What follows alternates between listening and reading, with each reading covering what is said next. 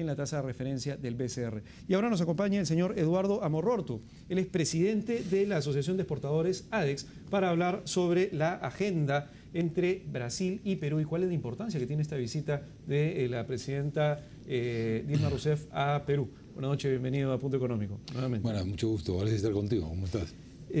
¿Cuál es la importancia, primero, del mercado brasileño en breve y cuáles son las oportunidades que tenemos que se nos deberían comenzar a abrir de repente mucho más potentemente luego de la visita de la presidenta Dilma Rousseff?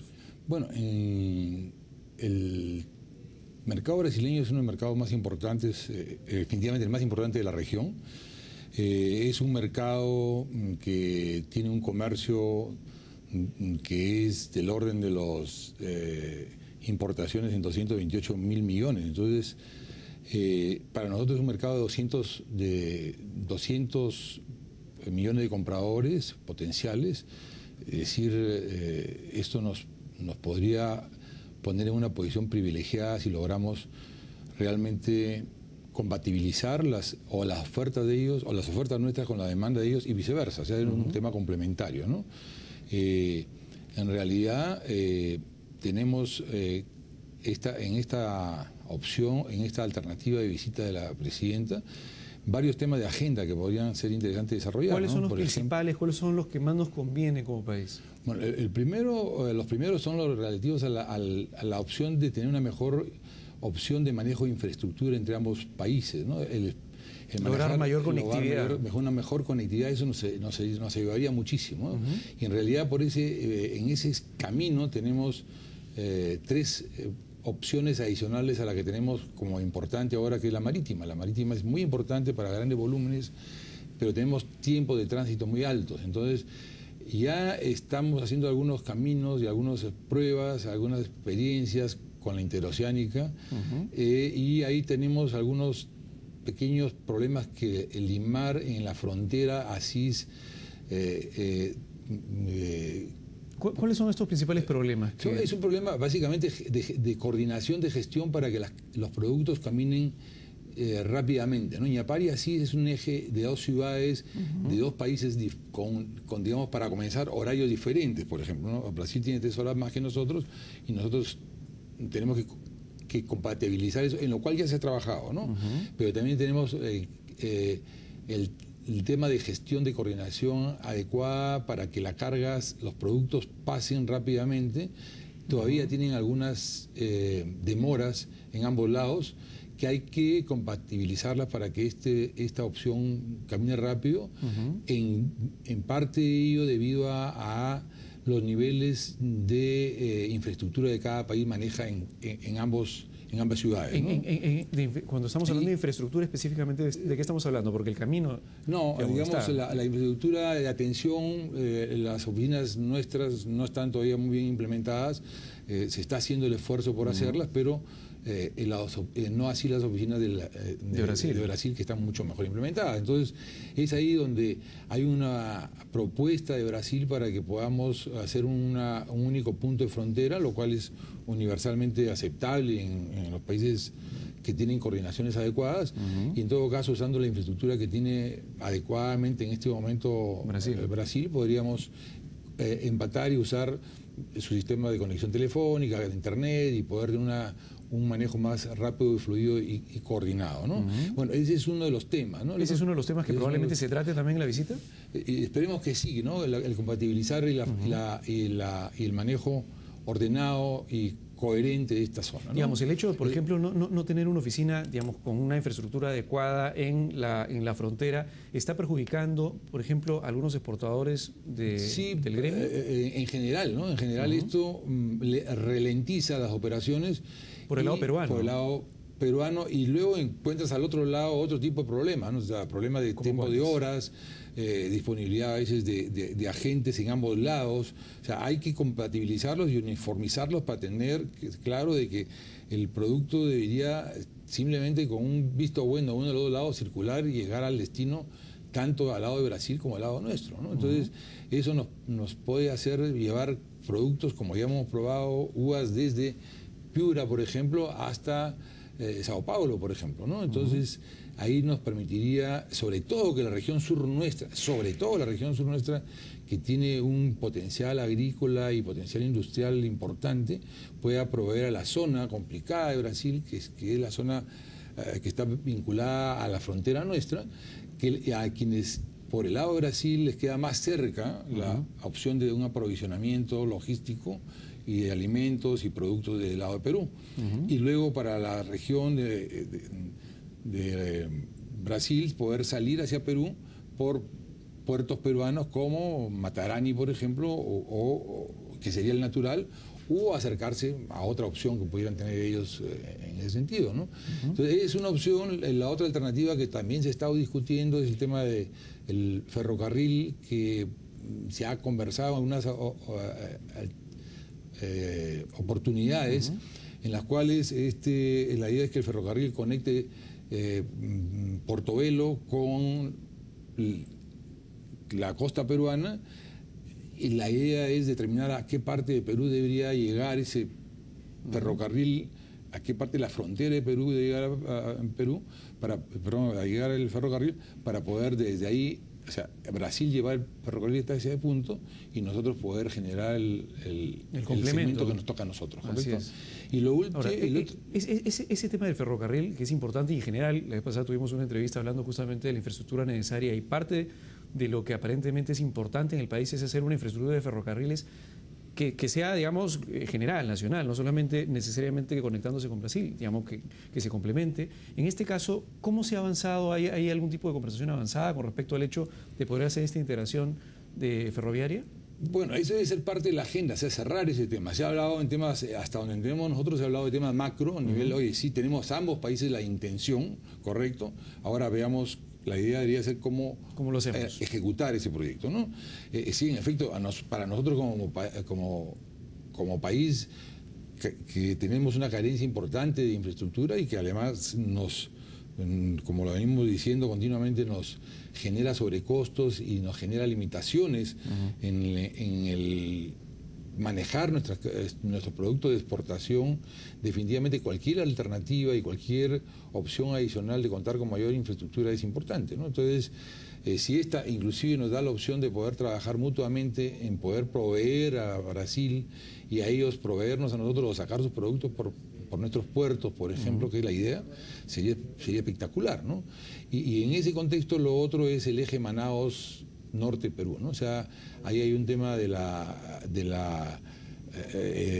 el caso nuestro tenemos que terminar de ver el tema de las hidrovías vía Río Amazonas, que está próximo a concesionarse, y ver que esto termine de concretarse para que tengamos una conexión vía Río hacia, en teoría, Yurimaguas y luego hacia el norte del Perú. Entonces por ahí tendríamos otro eje de comunicación, otra alternativa de transporte para nuestras cargas. ¿Cómo va ese proyecto? El del norte, el de Manaos. El de Manaos debería caminar, o sea, las etapas están casi ya configuradas, el puerto de Yurimaguas está en proceso ya, el Ministerio de Transportes debería estar, mejor dicho, Proinversión debería y el Ministerio de Transportes deberían estar terminando de concretar el tema de lanzar el concurso para las hidrovías, y con ello estaríamos casi listos, ¿no? O sea, ya podríamos trabajar en ese sector. Digamos, ¿tenemos nosotros algún tipo de meta, algún tipo de objetivo como país para, digamos, definir una fecha en donde podamos tener estas conexiones a tal fecha listas para comenzar, digamos, a impulsar más el comercio? Definitivamente deberíamos tenerlas, ¿no? Pero es un tema que entiendo que están justamente en los detalles finales, ¿no? O sea, en el caso de la IRSA Sur no debe ser un tema muy complicado, simplemente ponerse de acuerdo ahora es una gestión, una coordinación de detalle, y en los otros dos proyectos el más avanzado evidentemente es el de Manaos Norte Perú. Debería ser eso posiblemente estar concretado, me imagino, entre los próximos 2 años, dependiendo básicamente, posiblemente más del puerto de Yurimaguas que de otra opción, ¿no? y la hidrovía, ¿no? ¿Qué tal nos ha ido con la interoceánica? ¿Cuánto, digamos, hay algún tipo de estudio que señale más o menos cuál ha sido el impacto económico de haberla hecho? ¿Y estamos explotándola como deberíamos? A ver, no que yo conozca se haya realizado un estudio que nos indique cuál es el impacto real, pero definitivamente es una inversión que está avanzando en cuanto a resultados positivamente, ¿no? O sea, de hecho es un eje integrador que para nosotros ya como país es un tema importantísimo, ¿no es cierto? Luego está generando opciones de mercado y opciones de exportación y de manejo de productos internamente. O sea, entre Iñapari y para nosotros y la costa se está generando una serie de polos de desarrollo. Uno va ahora a Puerto Maldonado y encuentra que la ciudad ha cambiado, y sobre todo en Iñapari uno ve que el puerto, la ciudad está mejorando sustancialmente, y es una zona que requiere de mayor atención, toda vez que es una zona en la cual está muy conectada ahora lamentablemente al tema de minería informal y posiblemente, no posiblemente, de hecho, al ser parte de la selva no nos ayuda a integrar esa zona con el Perú. Entonces, la interoceánica, no sé si se haya hecho una medición, un estudio de impacto, pero en realidad la peor infraestructura que existe en el mundo es la que no existe, ¿no? Claro, el costo de oportunidad de no tenerla es altísimo. Es altísimo, ¿no? Es como cuando hablamos de si es conveniente, cuando hablábamos la vez pasada con el presidente de la región, Loreto, perdón, la conexión que él está planteando entre Loreto y Yurimaguas. Es una inversión costosa, 3.500 millones de dólares, pero si es ejecutable, o sea, si es técnicamente viable, realmente no debería importar el dinero, porque con eso estamos, si es que es ejecutable, como aparentemente lo es, deberíamos de promover que esto integra la costa, la sierra, la selva peruana hacia la costa. Tenemos que tener todos claros que la selva nuestra ocupa el 62% del territorio nacional, y ese 62% solamente contribuye con el 4.5% del PBI. Eso quiere decir que básicamente, es decir, si lo vemos en una manera pragmática, somos un país casi selvático. Definitivamente. Pero no solamente eso, sino que esta no integración de la selva a la costa también nos pone en el caso de que ahí se genera todo el narcotráfico, ¿no? Así es. O sea, y es un problema que podríamos aliviarlo, digamos, con un buen sistema de integración, ¿correcto? Y definitivamente, si hacemos aparte la ejecución de un buen plan forestal, deberíamos poder integrar la selva hacia el país, digamos, ¿no? Y hacer que si logramos que ese 4%, 4.5% suba anualmente 1%, 2%, de acá a 20 años eso va a haber cambiado. Claro. Pero hay que comenzarlo, ¿no es cierto? Entonces, nuestra falencia más importante como país, desde el punto de vista competitivo, es la infraestructura. O sea, hay uno de los temas es un tema completo de competitividad. Tenemos también educación, tenemos todos los factores que se ven como son innovación, y tenemos pero infraestructura es un tema importantísimo. Ahora, una de las ventajas, digamos, del hecho de no tener mucha infraestructura es que la rentabilidad de cada proyecto de infraestructura sería altísima.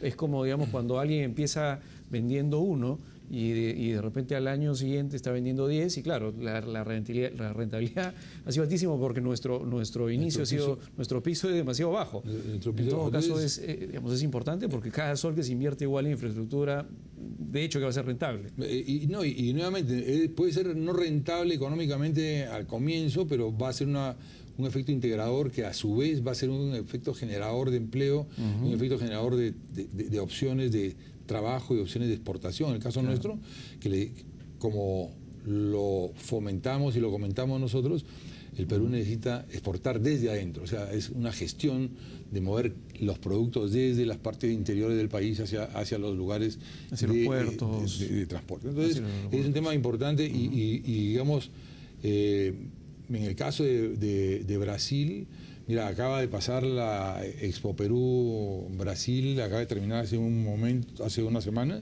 y ha sido una actividad exitosa. Definitivamente tenemos ahí un tema lento con Brasil todavía en el tema de destrabar algunas barreras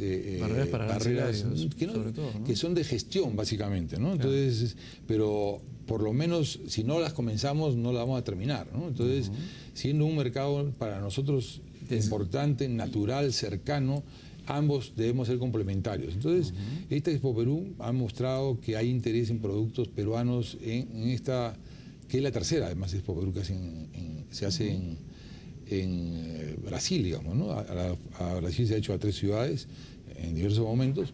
Entonces, en esta rueda de negocios se han hecho, por ejemplo, negocios por 13,5 millones según los datos de Mincetur, y nos ha permitido ver que hay una demanda fuerte de productos textiles, de productos del agro y productos de pesca, ¿no? Me gustaría entrar en detalle con respecto al tema de las oportunidades que nos abre esto, pero definitivamente si ya hay un acercamiento, en este caso bastante formal, entre dos presidentes que representan dos países, la señal hacia el mercado y hacia los privados en ambos casos es: queremos hacer algo en conjunto, queremos ver, digamos, de qué manera podemos trabajar de una mejor manera y podemos tener sinergias en lo que estamos haciendo. Por lo menos esa es la señal que se le está dando desde el punto de vista público al privado. Y si es que en los próximos años se termina de hacer estas conexiones en el norte, digamos, con Brasil, digamos, en el resto del país, van a existir oportunidades probablemente. Y sería bueno ir preparándose, si ya existe una señal digamos, de los estados o de los gobiernos de ambos países, si ya en algún mediano plazo vamos a tener mejor conectividad, los empresarios peruanos deberían comenzar a prepararse para que cuando ya, digamos, todo esté completamente conectado, integrado y haya mucho mayor facilidad para evitar barreras para arancelaria, etcétera, destrabar temas burocráticos, tomar las oportunidades que hay. ¿Qué oportunidades pueden encontrar los peruanos ya, hoy, que de repente podríamos comenzar ya y de acá a 1 o 2 años comenzar a cosechar? Bueno, Brasil en muchos sentidos ha desarrollado, digamos, opciones de mercado que nosotros podríamos aprovechar de distintas maneras. No solamente, no nos olvidemos que nosotros somos exportadores en principio de productos no tradicionales. El 75% de nuestra exportación básicamente es productos no tradicionales y solamente el casi 25% son productos no tradicionales que todavía no son industrializados, ¿no? Son productos tradicionales con valor agregado, pero mínimo, ¿no? Brasil tiene ahora, por ejemplo, Minas Gerais es el único lugar de América Latina donde se fabrican helicópteros, por ejemplo, ¿no? Tiene la fábrica de Fiat más grande del mundo, fabrica un vehículo Fiat cada 7 minutos. Es un estado que, solamente en Minas Gerais, es un estado que tiene mucha tecnología, es el centro de tecnología e innovación de Brasil. ¿Cómo podemos aprovechar esa oportunidad? Por ejemplo, nosotros podríamos aprovechar para, digamos, contando los tratados de libre comercio que nosotros tenemos, por ejemplo, proponer alianzas con empresas brasileñas que se instalen en Perú o que nos enseñen, aprender de ellos y poder con ellos hacer acuerdos y trabajo o preparar gente nuestra que vaya, estudie y regrese y poder instalar empresas en Perú que exporten a los países con los cuales nosotros tenemos tratado de libre comercio, que Brasil no los tiene, por ejemplo, ¿no? O sea, nosotros tenemos un mercado potencial de más de 3.000 millones de asociados o de compradores actuales que en estricto senso nos ayudan a tener un mercado importante. O sea, es importante tener tratado de libre comercio, pero también tenemos que trabajar todavía en aprovechar un poco más y eso nos puede ayudar a mejorarlo, ¿no? Ahí hay una oportunidad interesante en el tema de que, digamos, un peruano como comercializador, ¿no? Un peruano aprovechando, digamos, el hub y aprovechando todos los tratados, comercializando, comprando, vendiendo, ensamblando, haciéndolo, ¿no? O sea, ensamblando, comprando piezas, partes o haciendo convenios con empresas brasileñas que se instalen en Perú. Entonces, instaladas en el Perú, podemos tener una opción importante o definitivamente ver la forma de agregarle valor a productos acá y acá poderlos reexportar, ¿no? O sea, que es lo que siempre se menciona. Pero necesitamos trabajar fuertemente como país para también internamente romper las barreras que tenemos internas. O sea, en realidad la problemática nuestra hoy día no está dada por el mercado solamente exterior. Gran parte de nuestro problema hoy día se debe a los problemas internos que tenemos que no estamos atendiendo, ¿no? Entonces, tenemos que arreglar la casa. Tenemos que arreglar la casa también. O sea, si no nos apuramos además en arreglarla, el problema que vamos a tener es que va a acabar la crisis internacional y van a aprovechar esa mejora en la condición los países que nos han adelantado en la competitividad. Cuando nosotros querramos ir a tocar la puerta a un socio nuestro comercial ahora, de repente ya no le podemos vender un producto, no le podemos vender nuestros productos porque nuestra comodidad nos lleva a seguir siendo muy caros, porque hemos aprovechado nuestras empresas se han cerrado, que es algo que está pasando ahora, entonces nos falta aprovechar y no hemos aprovechado el superciclo positivo, el valor. Pero hay que aprovecharlo ahora. Hay que aprovecharlo ahora. Es una ventana de oportunidades que, como siempre decimos, tenemos y hay que aprovecharlo. Es ahí donde tenemos que trabajar con el Estado de la mano para que no solamente sigamos en la misma estructura que tenemos ahora, sino que el Estado no solamente ponga las condiciones, sino acompañe. Ahora hay un proceso que está cambiando en el mundo, es un tema de acompañamiento. O sea, el Estado acompaña a las empresas, a los empresarios, a que hagan las cosas. Básicamente hace lo que debería hacer, que es lo que está en la Constitución Política, en el artículo 38, si no me equivoco. Entonces, promoción de la inversión. Pero no solamente la promoción, sino es acompañar, ¿no? O sea, claro, que se convierte en un articulador. Un articulador. Y que se den las facilidades en el sistema laboral, tributario. De todos, trabajadores, de empresarios. Cuando más desarrollo logremos tener, más trabajo vamos a tener mayor nivel de ocupación. Es un círculo virtuoso. Es un círculo virtuosísimo, que ese es el que tenemos que trabajar, ¿no? Así es, señor Eduardo Amororto, muchas gracias por venir a Punto Económico y volvemos en la segunda parte para hablar con una representante de la OEA sobre la práctica de protección de los consumidores. Muchas gracias nuevamente.